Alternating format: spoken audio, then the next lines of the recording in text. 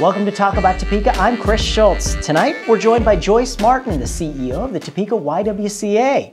We also have Angel Romero, organizer of Top City Live at Washburn University. Tonight's episode is brought to you by the WYWCA channels and Kitchen Witches, a hilarious comedy playing this August at the Break Room's Gourmet Cabaret Dinner Theater. Tickets are on sale now at breakroomdowntown.com. Watching this show is guaranteed to be 66% less depressing than election coverage. It all starts right now.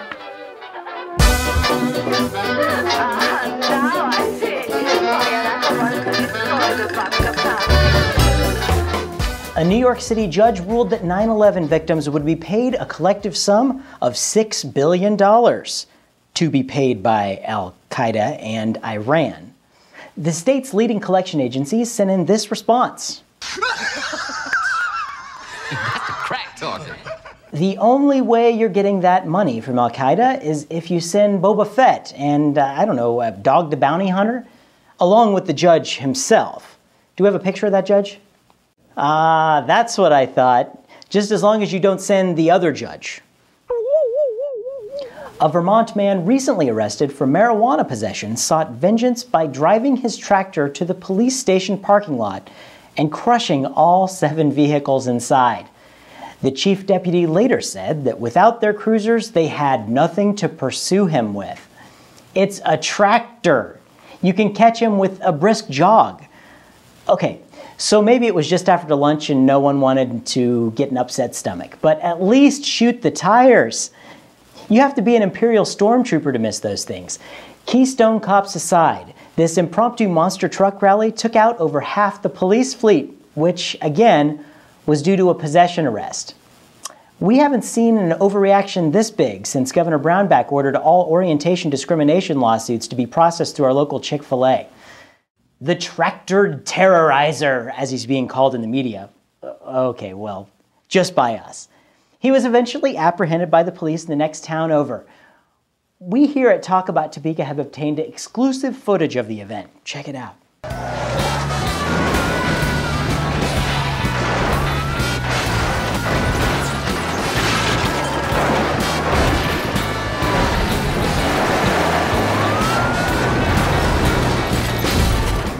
Can you tell we just hang out in the blimp watching movies all weekend? We have a couple of great interviews up next. Don't go away.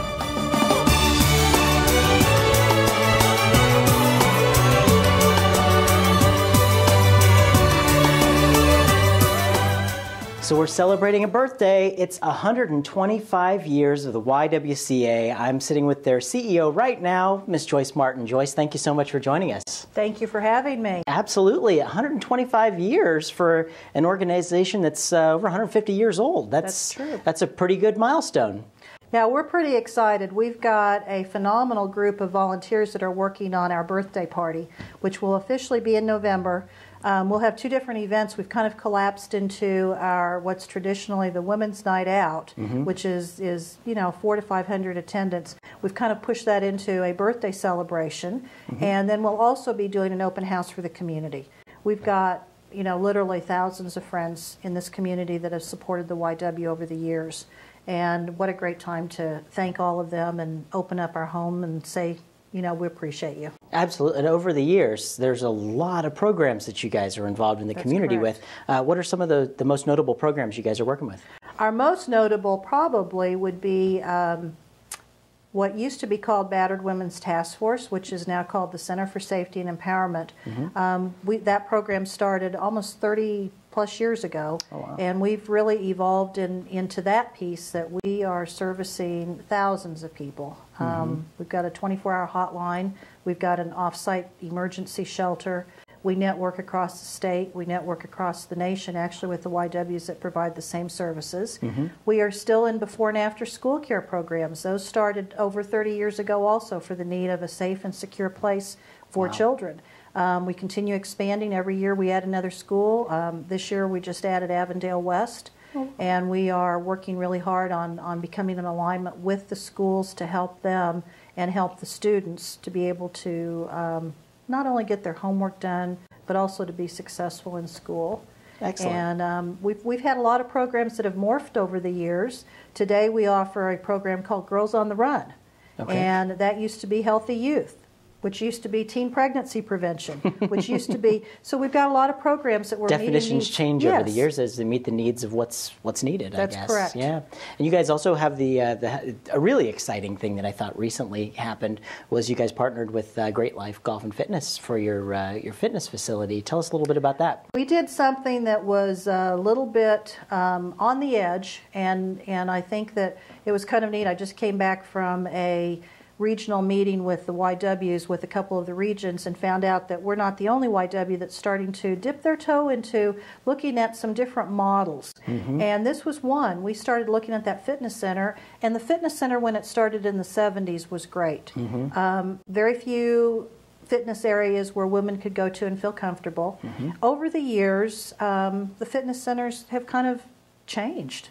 Yeah. And you've got more competition. You've got competition with people with their home equipment. Mm-hmm. And so we started looking at that and started looking around and discussing what we wanted to do. And Great Life, who's turned out to be a wonderful partner, mm-hmm. stepped up, and we all had to scratch our heads. And we went through 6 to 10 months of working with attorneys about becoming a for-profit business. Mm-hmm. So the YW now is a 50% partner mm-hmm. in a for-profit business called the Great Life at the YWCA. Mm-hmm. And what's really neat is that they were able to come in with their expertise. Mm-hmm. We were able to upgrade our equipment. We were able to upgrade the instructors and what they could offer and upgrade the advertising. And we've also cut costs. Mm-hmm. It's kind of neat because we've been able to do the economies of scale.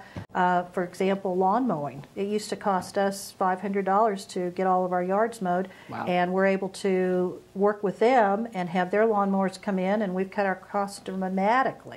There's just things you don't really necessarily think about right. that are good benefits to that situation. Right. I know, and especially the partnerships that you guys have with Great Life and their other facilities, and you can now go golfing. You didn't have a golf course before, you do now. That is correct. So there's a lot of other benefits to check. If you don't work out at the YW or Great Life, you should go check them out because it's a great place to It really is. And I'll tell you, it was shocking to us, and we celebrated because we've added hundreds of new members. And we actually lost less than 20 of our old members who kind of like to have gyms to themselves. Mm-hmm. And so some of them have actually come back and said, we kind of miss being down at the YW. So it's been a win-win all the way around.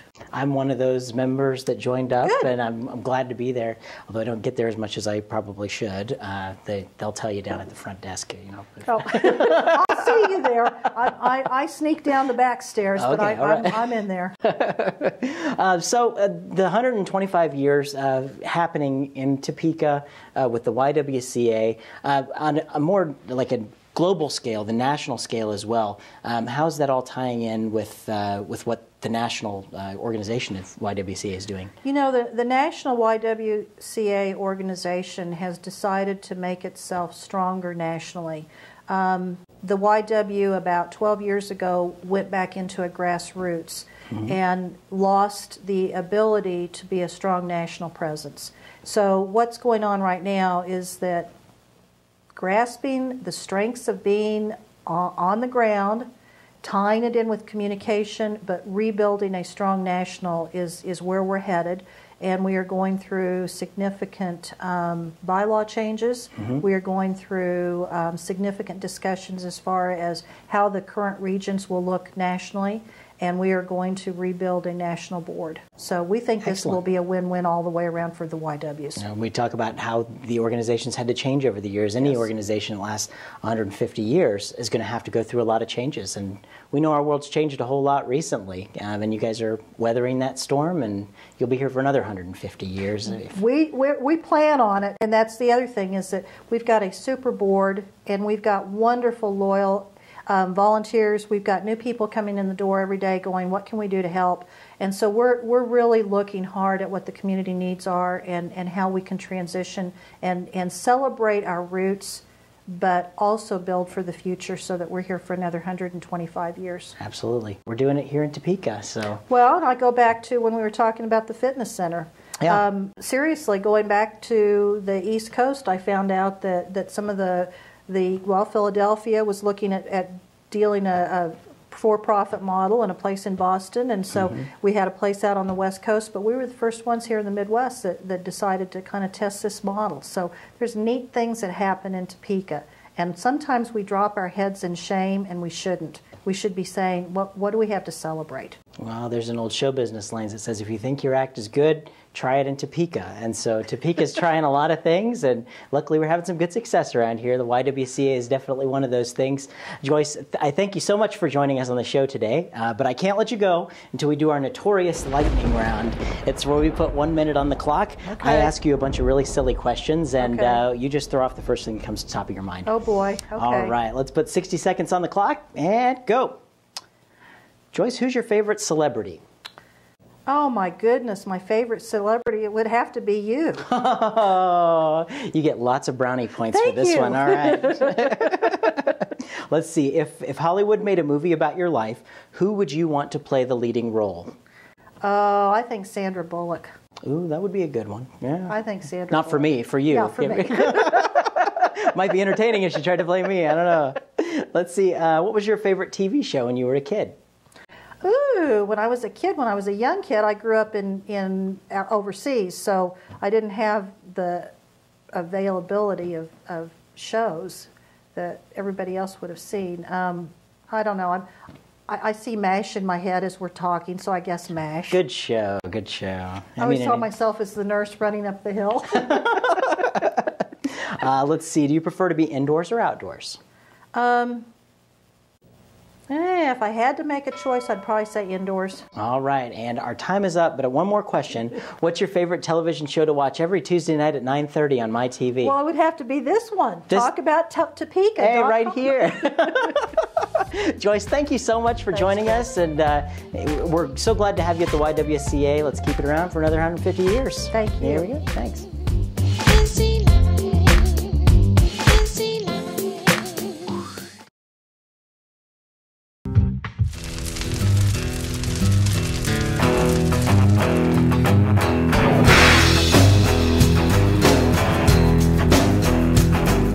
So, keeping Washburn University in the loop is this guy over here, Mr. Angel Romero. How are you? Hey, I'm good. Glad to be here. Yeah, thanks for joining us. You've been doing some great things at Washburn. You started out as a student there with your undergrad. You're a law student right now, and kind of a byproduct of this whole career thing in college is Top City Live. Exactly. Tell us a little bit about Top City Live. Well, Top City Live kind of came out of my passion for. I was really blessed to have the opportunity to get involved with lots of really cool things in Topeka.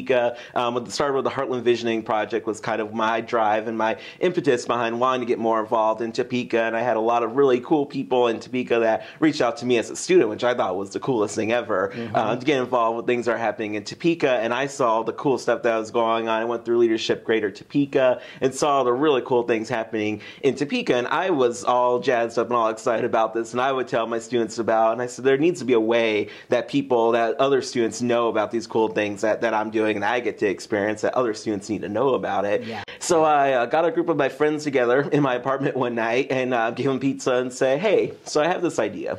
And that's kind of how it got started, and pitched it to them and said, wouldn't it be cool if there was a way that we could let students know about all the cool stuff that's going on in Topeka and get them involved and get them more connected to Topeka, and it just kind of took off from there. From there, there was a big thing with Heartland Visioning when you got involved with that. How did you get involved with that? Did you just see something, hey, they're doing this, I'm going to get involved? Or? Yeah, it was a little bit of that, and there was a student, at the time that Heartland Visioning started, I was a freshman in college, and there was an upperclassman student that had been involved with Lacey Keller, and she came to me and said, hey, I know that you said that you'd be interested in community stuff, and there's this new thing started up, and so I'm thankful that people like her and Billie Jean Bergman, who was another student there at the time, that said, hey, this would be really cool, and they were really excited about it, and so they got me on board, and I got excited about it, just kind of kept building from there, but it was definitely their influence that got me into it. It's one of those things, I think, one of the findings with Heartland Visioning was that there just wasn't enough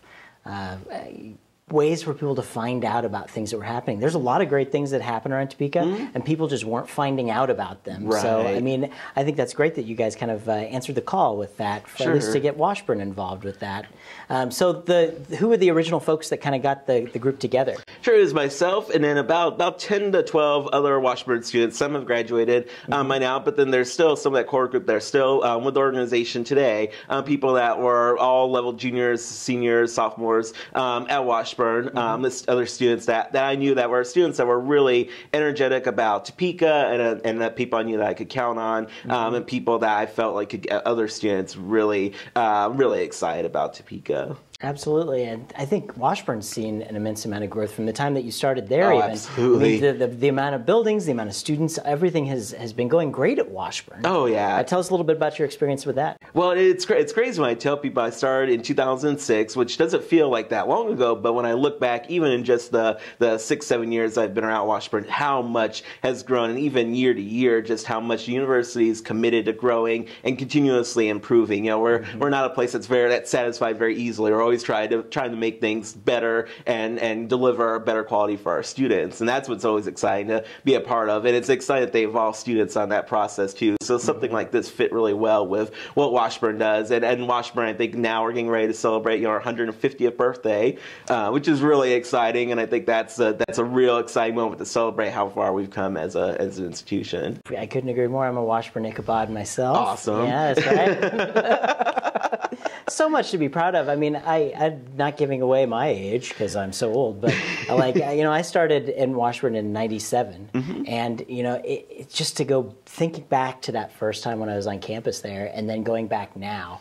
It's a completely different place, and it's all just because positive energy has made things happen, and more people are looking at, when I first started there, it was kind of one of those, alternative schools, and now it is certainly not by any means an alternative school. It's a place where people choose to go because it's a great school. Right. Yeah. And it's one of the things, too, we've been working with Top City Alive, because as much as we are all about connecting students to Topeka and what's going on, we kind of have a reverse mission, too, of connecting Topeka to Washburn and recognizing the value that Washburn brings to the community and letting them know about all the really cool things that Washburn's doing and that Washburn students are doing, so that those employers out there can recognize the talent and skills that Washburn students have and some of the really cool partnership opportunities that are out there. So we're just as much about building that connection as we are between students and the community too, which has been fun. And I think it's been a really great, Topeka and Washburn has such a really cool relationship and cool history together that relationship's really neat to work on. And even seeing some of the history, if you tune to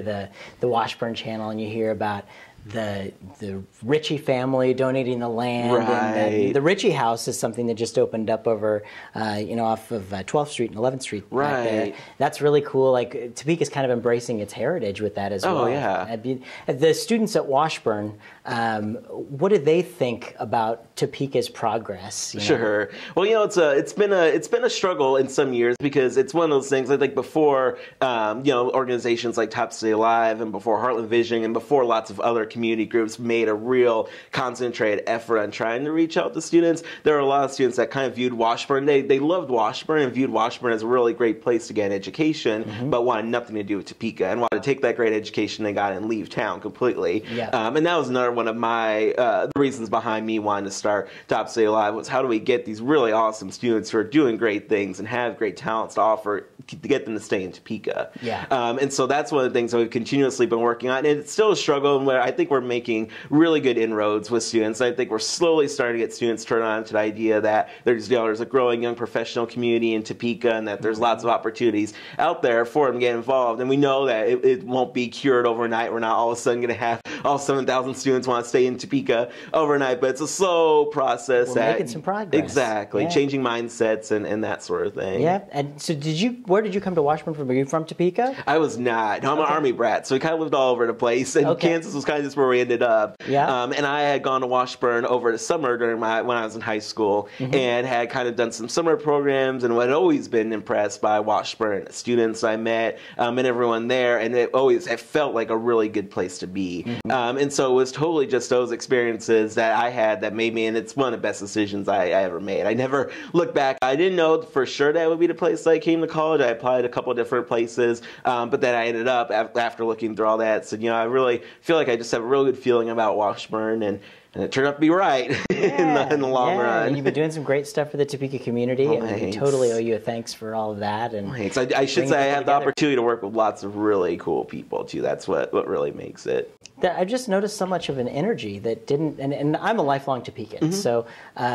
I think if you think back to like when I said when I started college, we didn't see that kind of energy. But and I think that there really it's like something changed about people really wanting to make their community a better place, and they aren't going to accept anything else as an answer. So. Here's an example of someone who's not going to accept anything else as an answer, working so hard to make Topeka a great place. I thank you so much. No problem. Thanks so much. You bet. I cannot let you go, though, until we do our notorious lightning round. All right. That's crazy. It's where I ask you a bunch of really silly questions, and we see what you give us. Sounds good. All right. 60 seconds on the clock, and go. What is your favorite tourist attraction in Topeka? My favorite tourist attraction in Topeka, I feel recently it's become the zoo, because there's so much, like the penguins are there, and I cannot get enough of the penguins at the zoo. Like there's so much at the zoo. I got to feed the animals at the zoo. Recently, like it's become my new favorite place in Topeka. And like everyone I know now has to go to the zoo with me and go see the penguins. Awesome growth over at the zoo. Oh yeah, really good stuff happening there. Let's see. If you were a salad, what kind of dressing would you have? Oh my gosh. Bad interview question. I'm really boring when it comes. I would be ranch, because I like other salad dressings just don't do it for me. So that's what it would be. Tried and true ranch. Exactly. Yeah. Let's see. If you won $20 million in the lottery, what would you do with the money? Oh my goodness. Well, so I feel like there's like that part of me that would open up my own Chipotle and live there, because that's the other thing you have to know about me is I have a love for Chipotle, and so like I feel that would be part of it. And I feel like I would spoil a lot of people. Like I'd give a lot of it to family and friends, and then I don't know, because then I'd still have a whole bunch of money. I'd give a lot to charity and all that good stuff, and then whatever I have left, I don't know. Like, I feel like I wouldn't go too crazy. Like, I wouldn't build a super huge mansion or anything like that. Like, I'd have my own Chipotle and build, like, a nicer house. And have a house with a Chipotle in it. Exactly. Then that would really be it. I'd be set. So. And, of course, our time's up. But one more question. What's your favorite television show to watch every Tuesday night at 9:30 on my TV? I think that would be Talk About Topeka, of course. Hey, there we go. Angel, thank you so much. Keep up the good work you're working on over at Washburn. Well, thanks so much.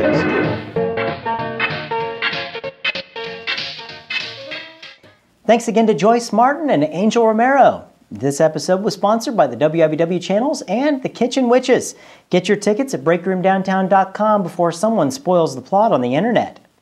We think it's awesome that so many people are talking about Topeka. If you'd like to join in the conversation, make your own video on YouTube and send it to us on our website at talkabouttopeka.com. If it's at least as interesting as driving over 5 police cars and a tractor and being able to make it to the next city without being shot, we'll put it on our show. As a matter of fact, we'll probably loop that constantly during our show. For a complete listing of events in the capital city, sign up for the Topeka newsletter on our website. I'm Chris Schultz. Good night, and keep talking about Topeka.